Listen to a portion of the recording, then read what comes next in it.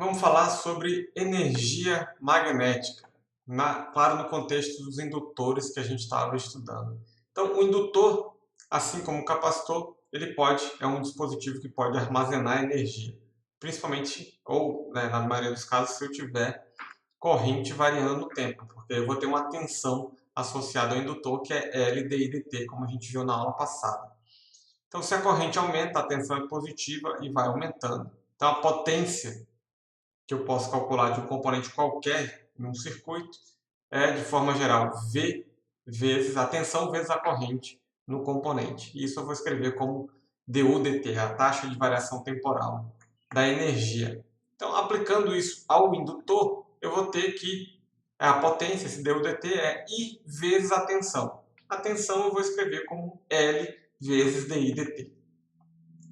Por simplicidade, eu vou considerar aqui uma situação inicial em que a corrente inicialmente é nula e começa a aumentar.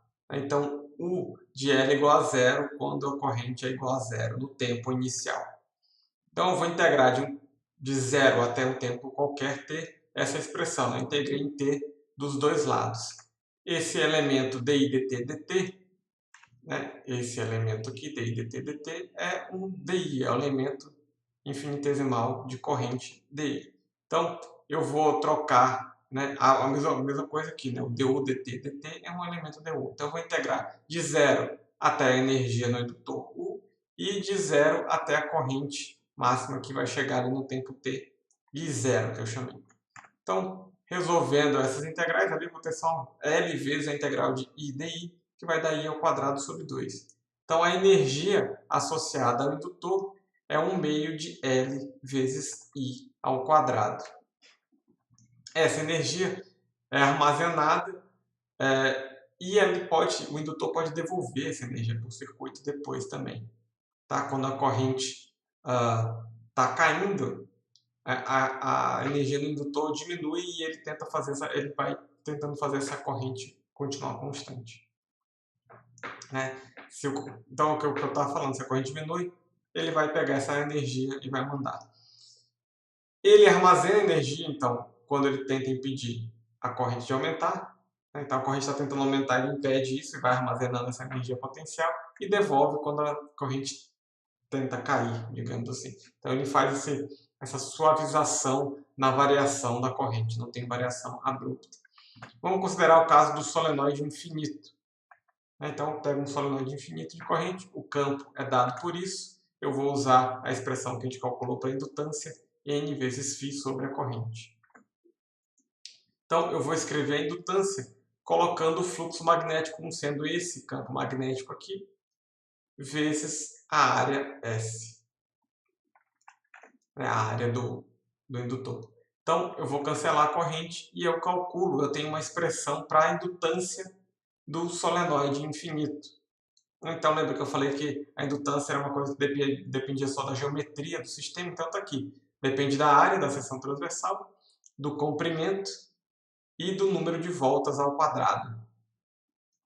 Depende da constante μ0, que é a constante do meio, no caso a gente está considerando o vácuo.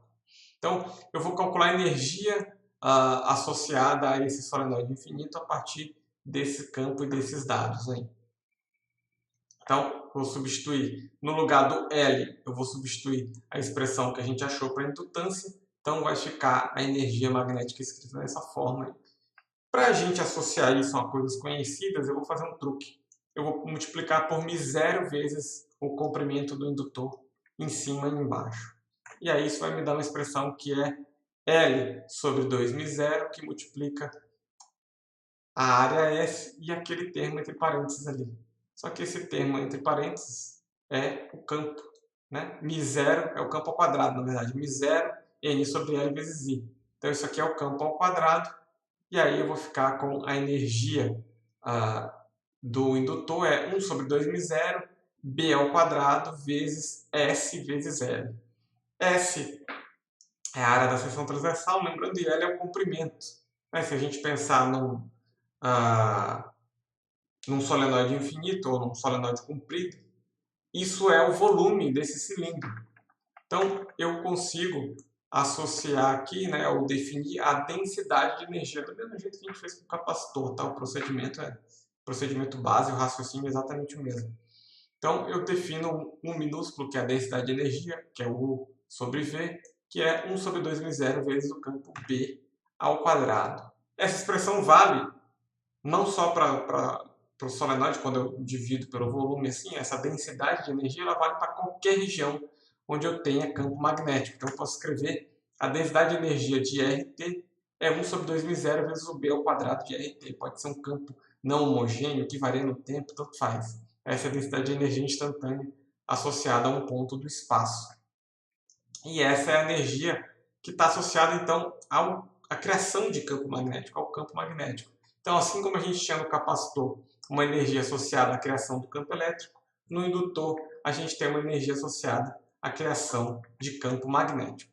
Então, por hoje era só. Até a próxima aula. Não esqueça de conferir o Moodle para contabilizar a presença. Tchau.